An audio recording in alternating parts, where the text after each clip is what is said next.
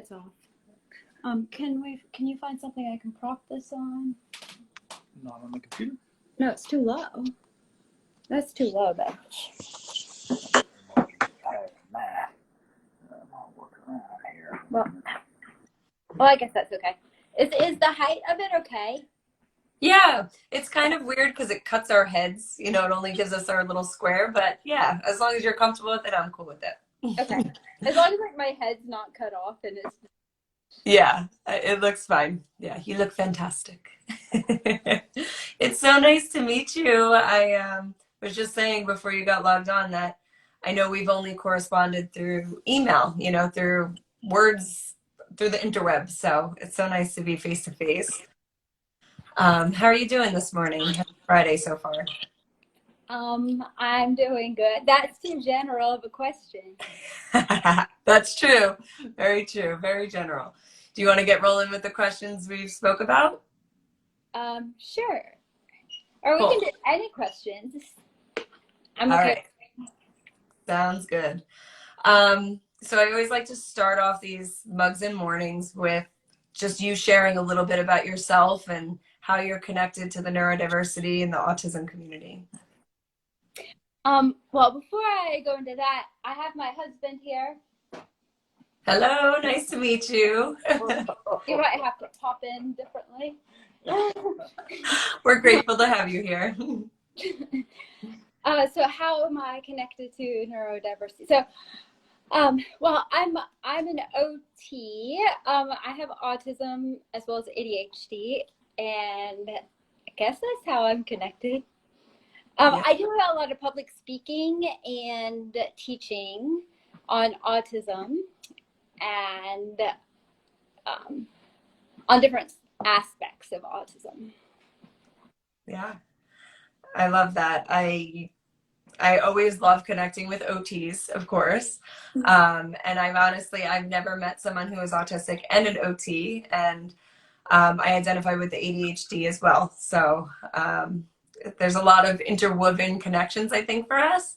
And I'm so excited to learn more about what you do. I've been checking out your webpage. I'm excited for our community to learn more about all that you offer to this community. So I would love to dive, because there's also some deeper layers that you speak about on your website about your eating disorder and how it's related to autism and how you've kind of connected those dots for yourself and taken that time to do a lot of inner reflection and learn about yourself. So can you share a little bit about how both of those came to light and the differences between them? Yes. Well, before I go into that, I might look like I'm moving, and it's because I am. I'm on a little treadmill because I can speak best when I'm moving. Right. I just wanted to share that. So how is it connected? You might have to ask me a little bit differently and a little bit more specific. Okay. Yeah. So how do you feel that your autism has impacted your eating disorder, or how has your eating disorder impacted autism?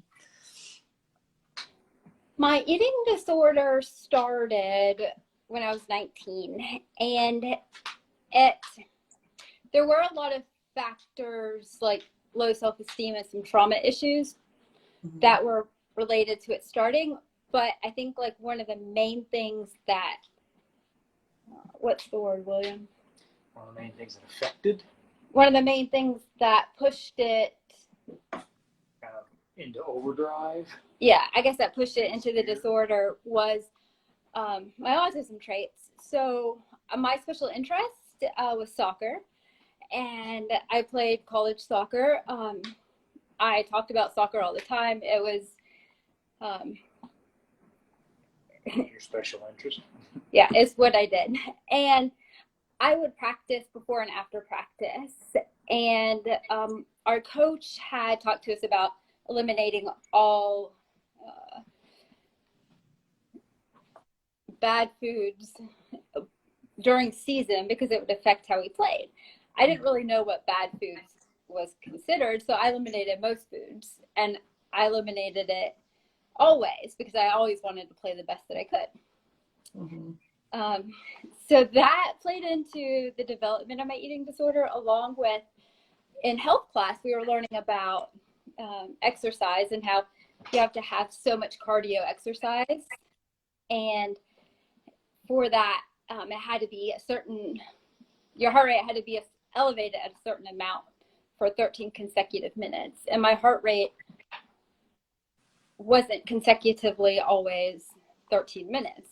So I took that very literally. And then that also led to over-exercising. And for me, when I started becoming malnourished, that's when the eating disorder thoughts started. That's when I started obsessing about weight and body image, and food was once I became malnourished. Yeah. And I see, even just from you sharing that small piece, a very summarized version of, I'm sure, a very intense journey for you, hearing how the specificity and taking things very literally, and how you had internalized that in that chapter of your life. How the thinking of the autism brain and the way your brain was processing that, and then how it impacted your body. So I do want to thank you for being vulnerable. I know things like that could be really challenging to speak about, especially publicly. Oh, no. I just did a 3-day training on that. I was going to ask about that. I just saw that you wrapped up a training. So yeah, I'm loving the self-advocacy. I'm loving how you are just, I could feel it. I'm a very energetic person. I could feel your comfort in your skin now. I think I know the answer to this, but do you feel like that is a more recent discovery or embodiment of yourself? Do you feel more confident now versus when you were experiencing those things? Oh, of course. So I spent, so once my eating disorder developed, I spent pretty much 10 years cycling through psychiatric centers, and my autism played a huge part, and I had to hide who I was because I would try to assert these are my needs. I have a lot of sensory issues, and that would come into play with my eating disorder. And I would try to explain things to people at a staff, and was constantly told it was other things. Got a lot of misdiagnoses. And I started feeling ashamed a lot of who I was. But then I guess I knew that what they were saying was wrong. And I knew that, oh, William, help me out. So you kept kind of... Come up here, Goofy. We'd love to see you. On the treadmill. My expressive language is off sometimes, and today's off. Yeah, that's all right. So you finally found a therapist who was willing to kind of listen and educate herself on autism, and that helped. And that helped you when you went back into a treatment facility, so that you were able to not only stand up for yourself a little bit better, but she was able to advocate for you as well. So it was... Yeah, I had that provider helped to advocate, and her voice was heard where mine was not heard. Mm-hmm. And that made a huge difference. And I think that's when I started, because after you kind of get pushed down so many times, I would keep getting up, but eventually you get really, really tired, and you need that little bit of help. And she was that little bit of help that got me up and going again, thinking that it was possible to actually recover and to actually be myself and rediscover who I was or who I am. And also, William helped me a lot to become comfortable in my skin. He was very patient with me when we met and was willing to learn about autism. Absolutely. Yeah. I think a huge thing for so many people is that asking for help and accepting the help. Especially when you are strong and driven, you know, like you're saying about soccer, you always wanted to play the best you can. You know, I could hear already how driven you are to just be the best person you can. And a lot of times I could relate to that in that sense of like, I'm strong, I could do this, I've got this. And knowing when to lean into that support is so imperative for everyone, you know, every human. And I think even now, you know, the way you are openly helping, asking for support from your husband or advocating for what you needed, being on the treadmill, just knowing what works and then implementing it is so huge. And I think we're at a place where the perspective in the world is shifting and accepting that everyone processes a little differently. You know, everyone uses different tools and strategies. So I'm loving seeing it in the moment. I love seeing how your OT mind and your awareness of yourself and autism and sensory processing and how you're making everything work for you. So kudos to you. Thank you. Yeah. I didn't have a choice. Yeah. Yeah. So kind of following that sensory component is what the question that I kind of have drafted out is, what does sensory processing mean to you? You could answer that, or you could just share a little bit about your own sensory processing and some strategies you've found supportive. Can I start with a poem? Of course. Okay. Absolutely. I have a lot of sensory experiences that I like to share just to help people better understand. I wrote this poem. I was getting an iron infusion and I was at the doctor's office, and I was right by the nurse's station, and it was pretty loud with all the phones going off, and other people who were getting infusions were there. A lot of elderly people, and they were talking really loud. I brought my balance board to stand on because I knew for an iron infusion, you have to be there for several hours. And I knew it was going to be a long time. So I brought my balance board, but they told me I couldn't use it. And then I asked for a separate room because I was about to run away. And they finally gave it to me, but I heard them talking about me in the hallway. So I wrote this poem. Okay. Thank you for the backstory. Yeah, let's hear it. I am Kim. Please stop. Take a step back and look. I am not a diagnosis code in a book. I am a person just like you.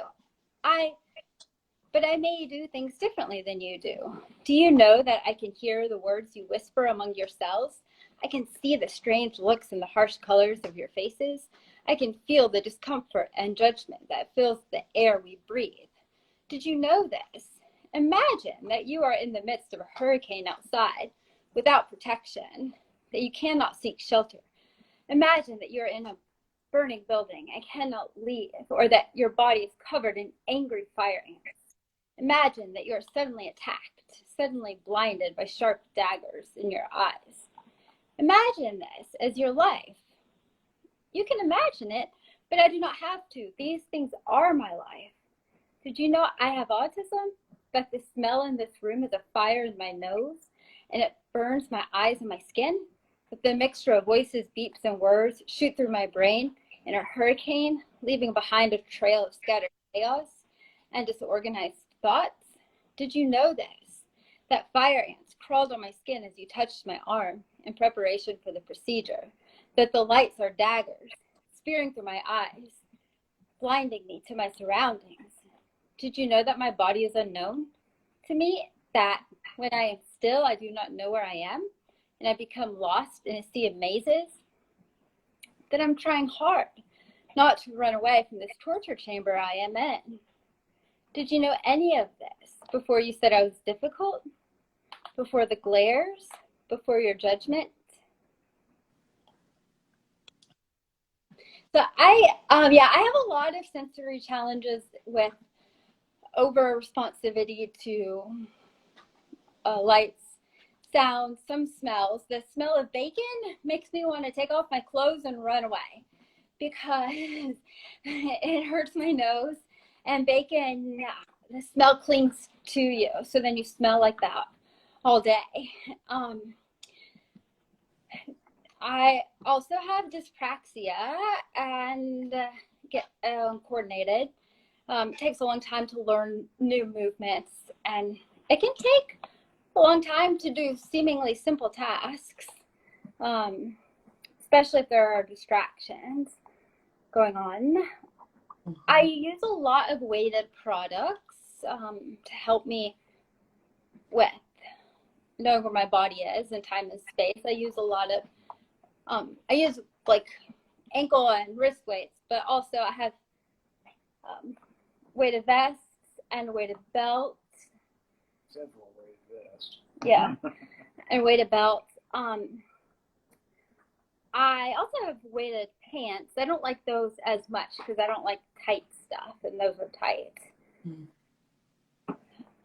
I do a lot of texture. I use a lot of texture on things as well because I like to touch and feel stuff. So like I have several bracelets that slat bracelets with different textures. Like this one has little bumps on it. This one is furry. I love it. And the one I'm wearing is like mermaid fabric. Yeah. So when I get sometimes when I get overstimulated, I lose my ability to speak, and then I have to type or use. William and I have a number system that we use, or I use pictures. Something that I try to encourage people is if they do have a hard time speaking, a lot of times the things that people use, a lot of the picture stuff people use is flat. Okay. And that can be hard. So like this is something that let me see, it's just a toilet paper tube, but I put feely stuff that is good to touch. Yeah, so for dyspraxia, and the inside it's fuzzy, and you can hold it. So because if you are overwhelmed or overstimulated, yeah, your coordination goes, and you won't be able to grab something. That is brilliant. I have never seen a communication form in that way, and I just had like a whoa, like why haven't we thought of that? Absolutely. I'm loving that you're highlighting the piece of dyspraxia. Some may know it as apraxia, and a lot of people don't realize that that is also our speech. It's our language. You know, moving the muscles of our mouth to get communication out there is just as challenging as moving our hands or our body in certain ways that our brain is trying to tell it to move. So the picture tools of like a 3D, it's multi-sensory, you know, like even when you were holding all that stuff up, I wanted to like reach through the screen and feel it, you know, it's engaging, it gauges the mind, the body. So here's my smell vial. It's so yes, it's like an old glitter tube, and I have a smell in it, and I put pom-poms so I can feel it. Yeah. Oh my goodness, you are so creative. I am loving this. Yes, such great ideas. And then do you create those on your own? Yeah. Like, is it therapeutic to kind of make them, the whole process? Sometimes it can be really overwhelming because then my ADHD kicks in and my executive functioning, and I'll start 5 or 6 different projects and not finish, or I'll get fixated on one specific detail, like the color of the paper or the size of something. So it is therapeutic. At the same time, it can be challenging. Challenging, yeah. Well, the end products are beautiful and they're supporting your mind and body. So again, this one too, I sometimes use like it's a soccer sock. Okay. And it has rice in it, but I put beads on it so I can fiddle at the same time. I'm just so impressed. You need an Etsy store. I do. That's you awesome. You see our house, it's full of all this random stuff. If I my husband was here too, he'd be like, yes, ours is too. So I I could rigged relate. up I have a trampoline that I Okay. got this year, and we live in a cabin, and we have like I can hang stuff from the ceiling, and I needed something to punch as I jumped because I was getting too wound up just jumping. So I rigged up a ball, an inflatable ball. I rigged it up on the ceiling so I could punch it. Punch and jump. Yeah. Great. Oh, so creative. I love that. Thank you for sharing that with us. And yeah, feel free to bring any of those out or use them as you need. I did want to comment and just share that poem is beautiful. It gave me chills. I think the more and more we could get like snippets of that, a bunch of powerful words. This is why I love poetry, because it's a short version, powerful words. You get like really intense feelings from the cadence of it. But getting that out into the public eye to people that aren't in this community to just understand, you know, these experiences that neurodiverse individuals are going through. I did want to ask a question about that part of the poem. Is that okay? Yeah. So you mentioned that you see color in faces. Yeah. So I'm wondering if that touches upon synesthesia at all, or if you experience that sensory experience. Yes. I I see people in color, shapes, and textures, and same thing with emotions. So I label, yeah, I label people in colors. And when I was a child, this is what helped keep me safe, because I would go talk to strangers, usually a lot of homeless people or prisoners who were working on the side of the road. I would just go up and talk to them, but I knew who to talk to because of their colors and shapes. It was really hard. Emotions were really hard to learn, and I didn't learn them till I was about 26, because nobody told me that like red zigzags equals anxiety, or swirls that are damp equal worry. And so I had to figure that out and kind of put emotion words to how I experience emotion. Yeah. Yeah. And did you not learn, when did you find out that what you were experiencing in terms of the colors, the feelings, the textures, was something that not everyone was experiencing? I was misunderstood a lot, and people would always think that I was feeling a certain way that I wasn't, and that was really confusing growing up. I think I wasn't able to like put the pieces together until a nurse at one of the centers I went to, who has an autistic son, she took me aside and was trying to help me with my emotions, because I wasn't thriving within the program, but she knew that she could help me.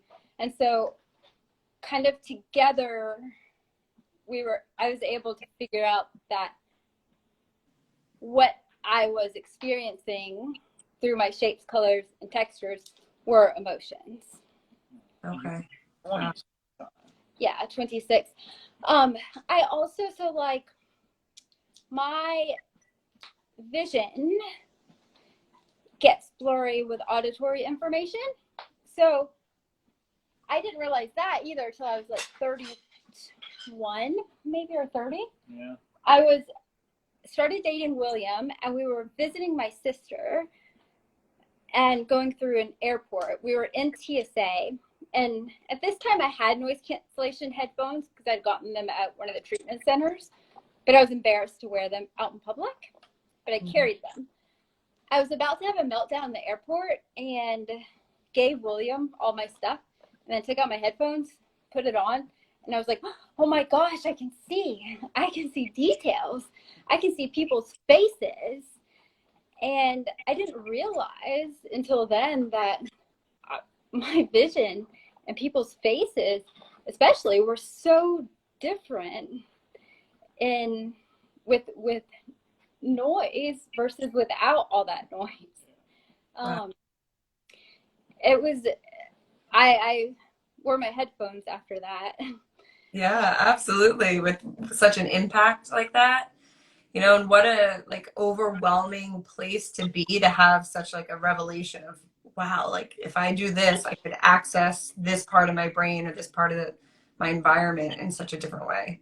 So, Yeah, and like lighting, certain lighting can make food textures different as well. Um, okay. I discovered that one I was at an autism conference and talking to this optic specialist who was in the UK. He came from Scotland, and um, he was on like a research team that did a lot with not Ireland lenses. It's like a step above that, Okay. but with just different color lenses. And he was having me try on different ones because I'm very affected to light. And then he would have me eat something, and it was so bizarre because it was with one color, applesauce tasted very liquidy. With another color, it was extremely lumpy. Wow. And then he did one eye with one color and the other eye with the other, and one side of my mouth was lumpy, the other was liquidy. I'm So, having an experience in my mouth thinking about that. Wow. and then I started experimenting like in daily life too, and Yeah. noticing different, like, oh, this taste is different in my mouth here versus there. Yeah. Wow. And I could imagine, I'm thinking about all the individuals that do experience challenges with feeding and textures and how that could impact it. And I've never, as an OT, have thought about that. So very insightful. And the colors too, if you think about it. I've done a few talks where I've had parents say that their kid experiences colors with people or emotions, and they also have very restrictive eating. And we kind of paired up the colors, and it was like, okay, this child isn't eating red foods. Well, for him, red is angry, Mm, type of thing. I've seen that 3 or 4 times now. wow. Yeah, very insightful. Oh, there's so many good gems in this talk already. I'm loving it. I would love to say, this is actually a perfect segue to a few of the other questions about in your OT work, what community do you work in and what areas do you find joy in your work? I do more consulting, and I I like I work with a lot of individuals who are newly diagnosed, helping them better understand how autism and sensory processing affects them, as well as some individuals with ADHD. And I really enjoy the changes. Like, it's really neat to see, like, okay, this is where they were when I first saw them, and then 4 months later, oh my gosh, they're and it's really neat to when, like, at first they're scared to assert their needs, like, to their boss at work. Mm-hmm. But then after, like, we talk about it and I help them come up with scripts and we problem solve through it, and then they finally do it and they have a good response. Yeah. And then it gives them that boost, that it's okay to ask for what they need. And if the response isn't good, then we go through that and problem solve that. Yeah. I really enjoy that. I also really enjoy my speaking because, well, the whole reason why I got into public speaking and doing what I'm doing is because of my really bad experiences in healthcare. I have a lot of PTSD from my times with providers, and I didn't want anybody else to experience that. So I just kind of made it my life mission to educate. Yeah. That's so powerful. And even going back to the advocate or assert yourself within the workplace, you know, that ties all the way back to what we were saying in the beginning of asking for that help. And you had mentioned, you know, they wouldn't listen to your voice, but then some therapist came in, which was a huge turning point for you, and you sounded extremely grateful for her. But why are we listening to her voice over the individual who is receiving, you know, the treatments or the experiences? So I love that you've taken it to the level of, instead of going in and being their voice for them, you are empowering them to use their voice and their confidence and use tools and strategies, you know, both mental health, you know, neurologically for the sensory piece. It's a very holistic, and I feel like the word that comes to mind is just empowerment, you know, putting the power in their court to make the change for their life. I really like to, with non-speaking individuals that I work with, helping them be able to find their voice in a different way so they're able to share what they're feeling. Because there's so much misunderstanding, and it breaks my heart whenever like I hear this, they're doing it for attention, or they're doing, but they're not. And so helping them process through it is very, very rewarding. But it also, I learn a lot too with every client. I learn a lot.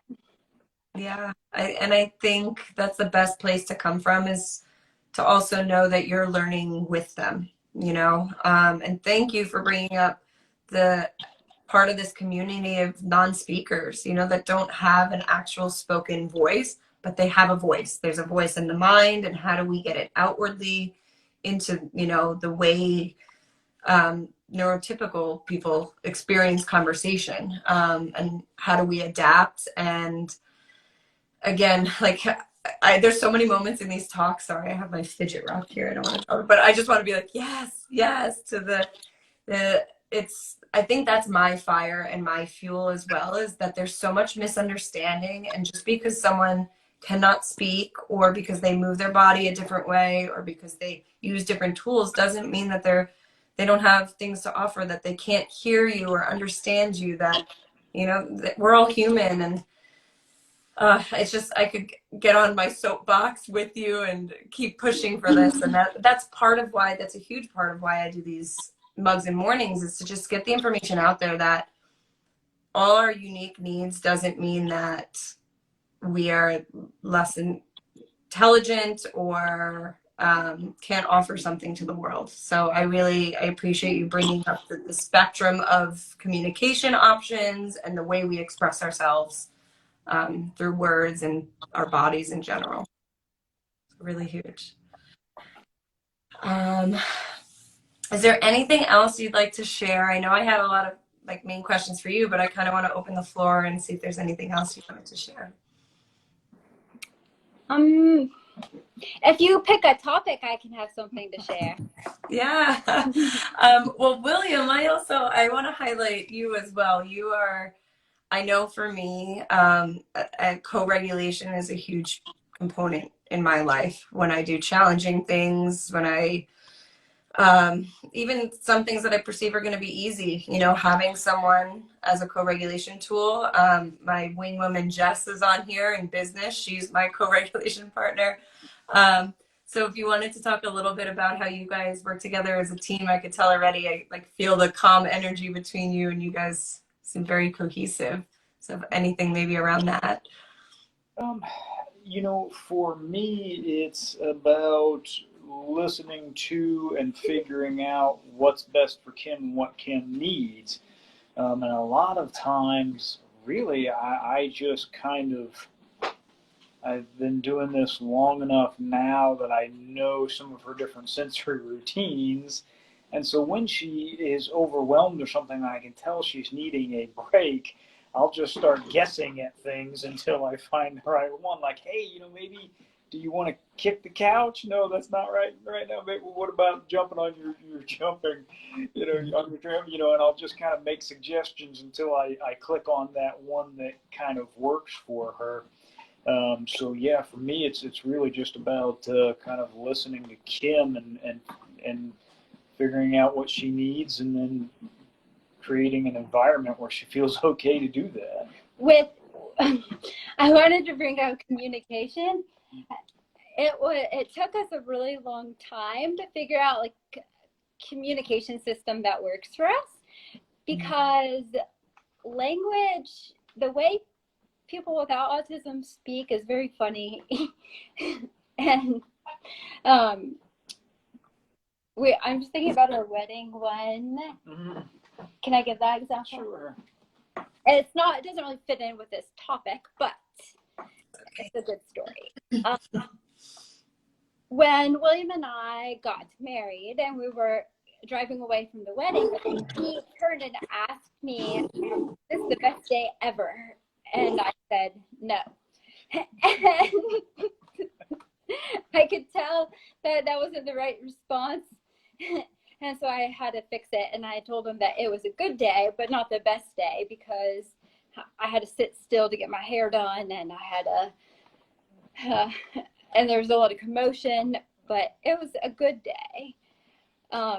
He had to learn not to take things too personal. Right? Yeah, if I was being very blunt or responding in a literal way instead of the emotional way that neurotypical people would normally use.